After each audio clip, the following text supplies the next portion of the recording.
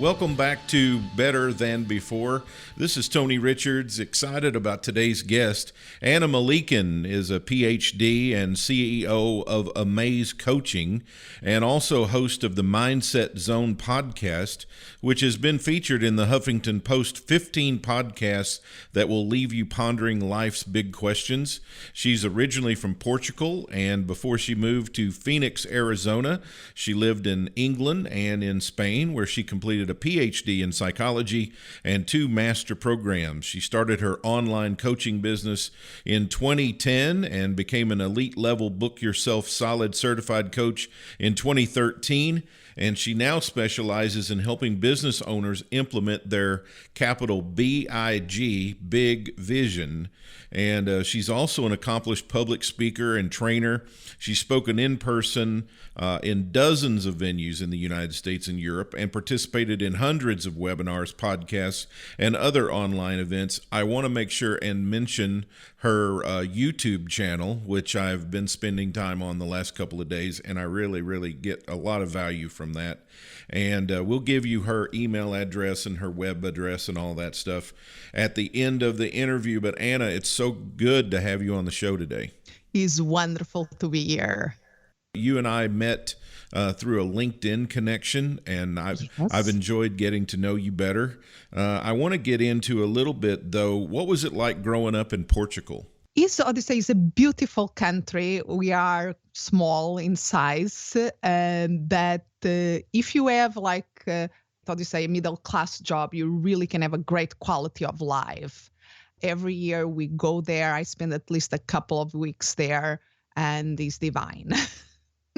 I bet. It sounds like a wonderful place to both be born and also a great vacation spot also down in that southern part of Europe. That Yes.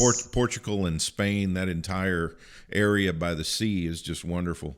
Now tell me a little bit about living in Phoenix. Do you like living in Phoenix? I miss the ocean. That is something that I miss from Portugal. I was living near the ocean. Here in Phoenix, we don't have the ocean. We have beautiful sunsets. That is something amazing here in the desert.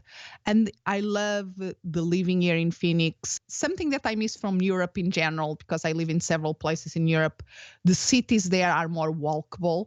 Here in Phoenix, we have great places to walk, but we almost have to go for the walk. It's not running errands and walking. But you have great consistent weather. I was in Scottsdale, which is just, of course, the neighbor to Phoenix, and I was there a couple of years ago in February, and I wish I had brought a jacket. It was a little cooler than I thought it was going to be. The winters, we have really 8-9 months that are good. Then the summer is a little bit tough, but we can survive. There's so many great things I would love to talk to you about, but we have limited amount of time on the show. So I really want to focus in on something that I think I get a lot of questions about in my practice, and you're just a wealth of knowledge on mindset. And I want to talk to you, and especially since your podcast is called the Mindset Zone, I want to talk to you a little bit about that today. Tell me about mindset. What does it mean? How do you define it? And there are many different ways of defining it. I will keep it as simple as I can, because I think the importance is to get an idea then that we can work with it. So we can see the mindset as like the habits of our mind. It's like a set of collections of thoughts and beliefs that we have that really shape the way we see the world. It's like almost the glasses that we see through and we see everything around us, and really affects the way we think, the way we feel, and what we do.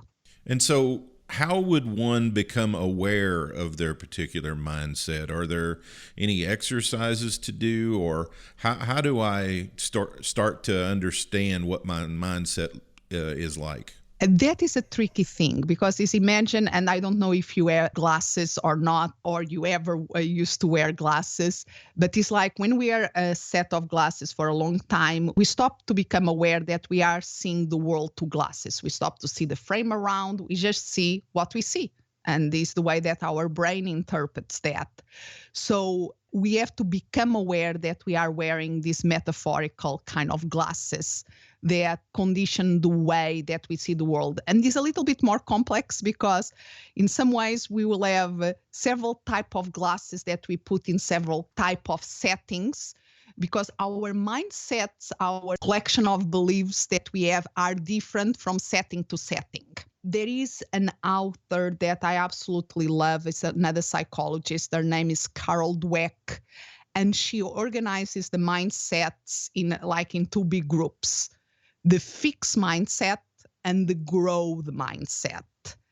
And the fixed mindset is the ways that set of glasses that we put, that we see a certain qualities like intelligence, like talent to drawing, as a fixed thing, something that we are born with and we cannot change too much.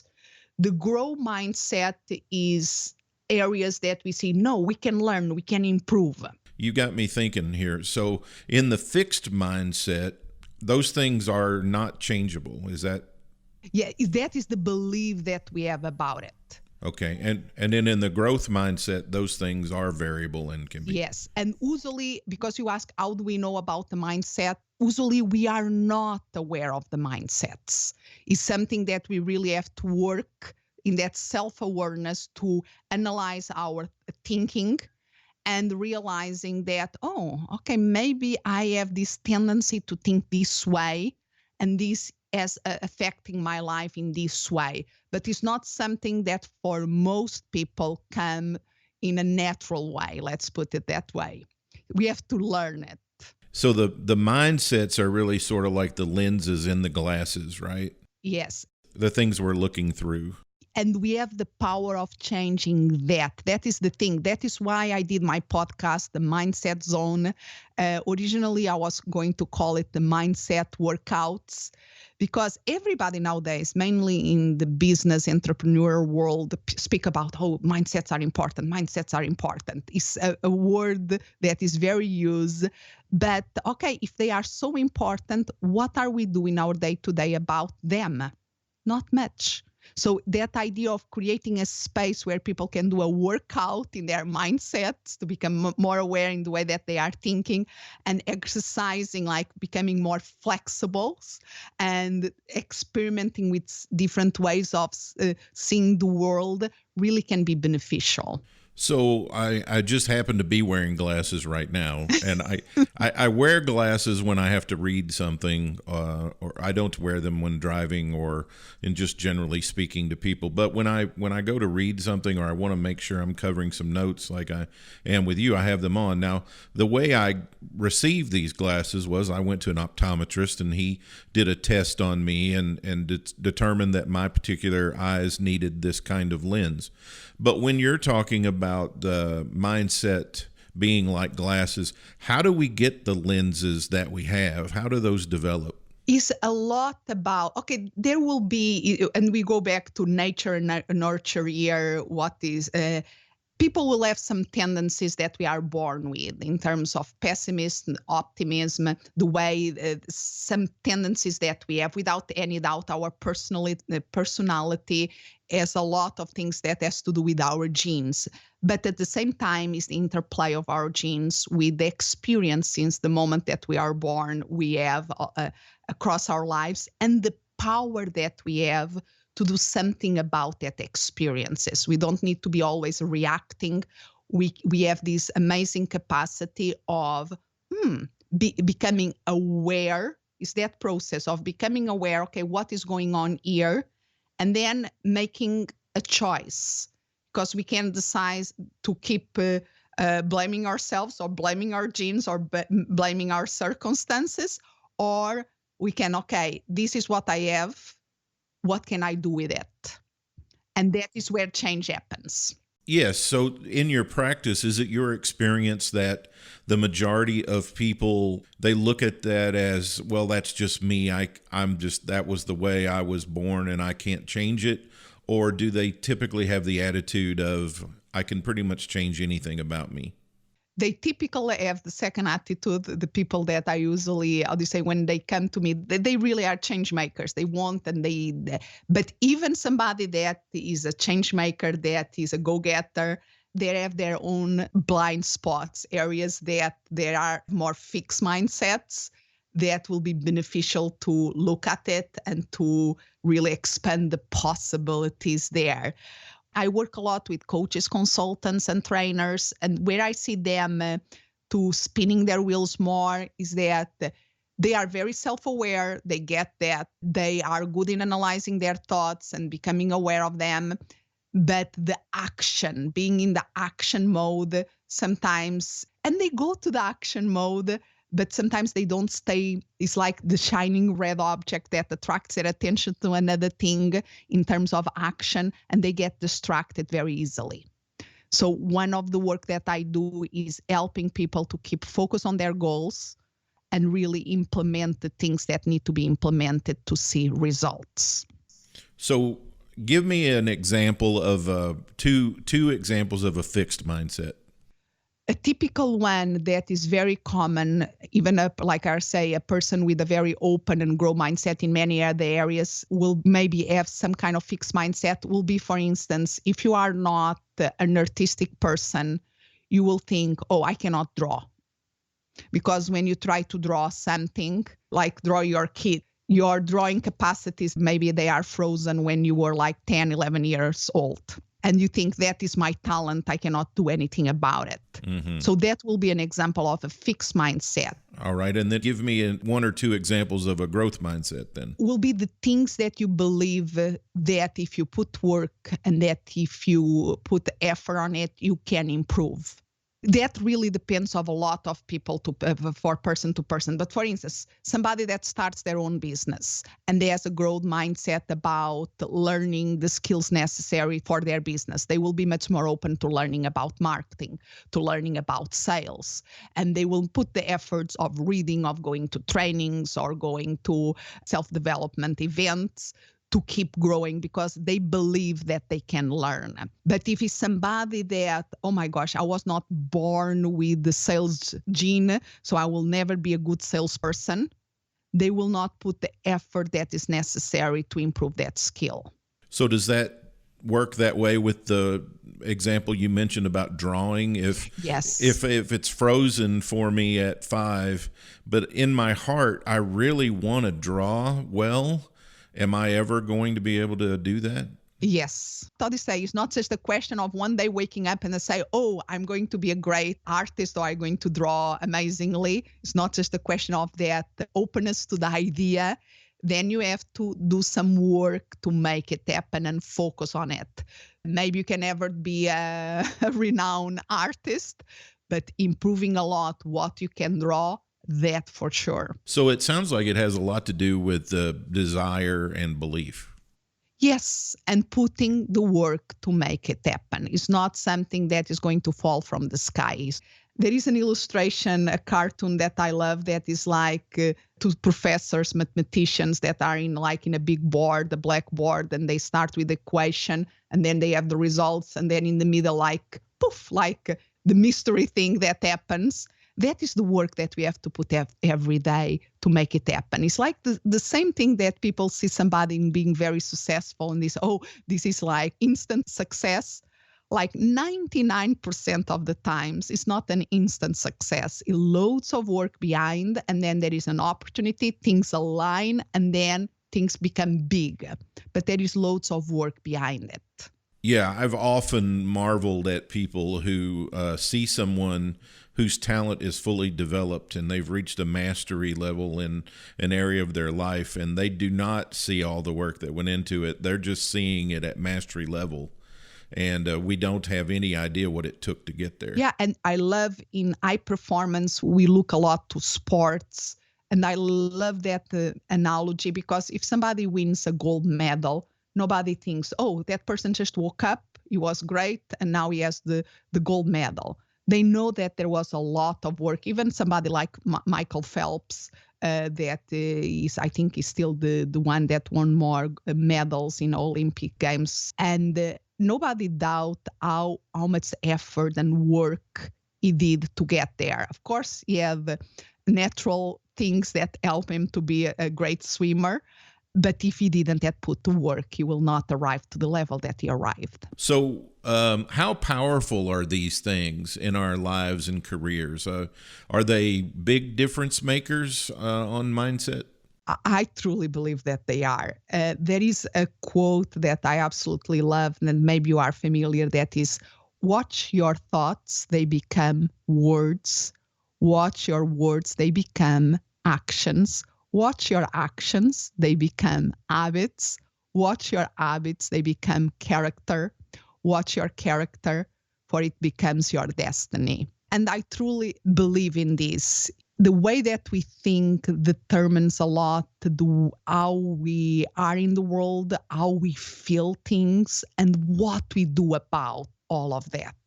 Yes, the things that we do, the circumstances in our lives will also have an impact in our thoughts. There is an interplay in both directions.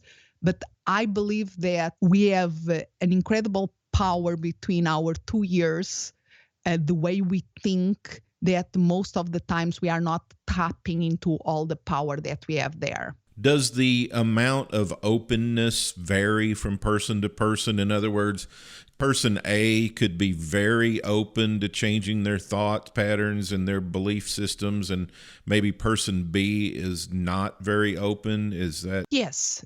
And age also has a factor there. Usually young people are more open to change as the years go by. And this is the life experience. We find the habits that suit us better, and most of the times are great. But then new set of circumstances arrive, and then that is not working so well anymore. That is where it's welcome to have something, their capacity of being open to a new learning, that we need to learn something new that suits better the circumstances that we are facing at that moment.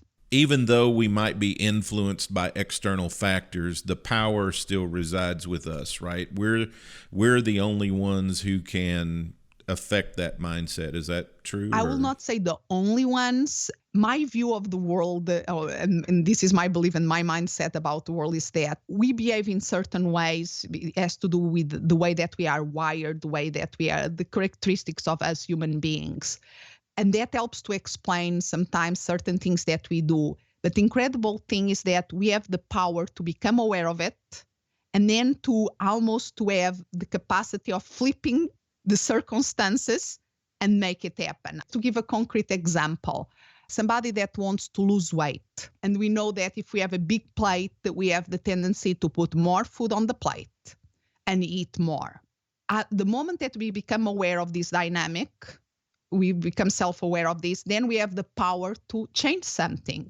We can decide, okay, instead of a big plate, maybe I get a fruit plate that is smaller, and that becomes my meal plate, that I'm going to put less food there, and therefore I'm going to eat less. So it's this capacity of becoming aware of something and then do something about it. So I always wanted to ask this, so I'm going to ask you, but hypnotherapy, does that work as far as mindset change? Can help a lot. But that is also depends of, because the hypnosis, and this is an area that I studied in the past when I was in psychology, there is lots of mythology around that word. And the image that most people have is like of entertainment show, that guy is going to put me like doing sounds like a chicken. The way that I see hypnosis and hypnotherapy doesn't have anything to do with that. It's much more about tapping into a power that we have internally to allow us to get in touch with resources that we usually are not aware that we have. We don't have an easy way to tap into them. It's like I see tapping into our unconscious resources, but seeing our unconscious as a big place where a lot of positive things exist there. Well, Anna, I could sit here and talk to you into tomorrow about this stuff, but I'm going to direct people to your website and several of the resources you have covering all these all these topics. I just think mindset is such a interesting topic to talk about as far as superior performance is concerned. I've got a standard list of closing questions I ask every guest that comes on, and so I want to ask these of you in rapid fire succession. Are you ready? Okay. Okay, best memory that comes to mind for you?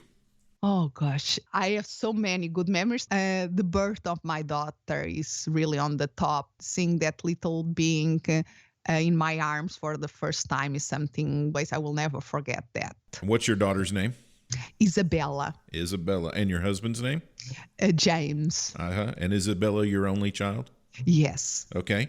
Number one hero in your life? My mom. I have to go to my mom. I have many heroes and many people that inspire me, but my mom is still somebody that she keeps surprising me in a very positive way through the years. And I'm very lucky that she's still around. That's awesome. What's the number one value you subscribe to? Learning, the capacity of learning. Good. Most important person in your life? Will be my daughter. Your favorite thing in the whole world? I will go back again to learning. I love learning. And what's your favorite food? I like octopus. That is something that we are not very used to here in the United States, but well done is amazing. Octopus. Most beautiful place you've been to? I have to say my base in Portugal, where we have a second house, Lagos, in the south of Portugal. If you could describe success in one word, what would that be? Living fully. How do you want to be remembered? As somebody that made a positive difference by helping other people, expanding their possibilities. Advice for a younger Ana? Go for it. Don't think too much, just go for it. You can do it. What's your favorite sound? The ocean. And since you're such a lifelong learner, what's the best lesson you've learned? Keep learning. Yes, keep learning. Tell everyone how to find you on the web and some of the resources you offer. So the best place will be my website at Ana, and Ana is just one N, A-N-A, Melikian, MELIKIAN.com. And there you can have access to my YouTube channel, Facebook. You can find me anywhere through my name. It's that advantage of having a not very common name. Well, Ana Melikian is the CEO of AMAZE Coaching and the host of the Mindset Zone. Ana, thanks so much for being on today. My pleasure. Thank you for having me. Are you working twice as hard but enjoying fewer rewards? Maybe you're highly accomplished, but you just can't seem to break through and make the next big move. Or you run a business that has begun to grow stagnant. It doesn't have to stay that way. Even the best leaders have felt as if their careers were spiraling out of control, but that's when they had to lead and lead big. Tony Richards' new book, The Big Idea, 52 Ways to Be a Better Leader Now, will help launch you forward in leadership. Learn how to take charge and lead yourself, lead others, and lead your company. Purchase online today at Amazon, Barnes & Noble, and our website, clearvisiondevelopment.com.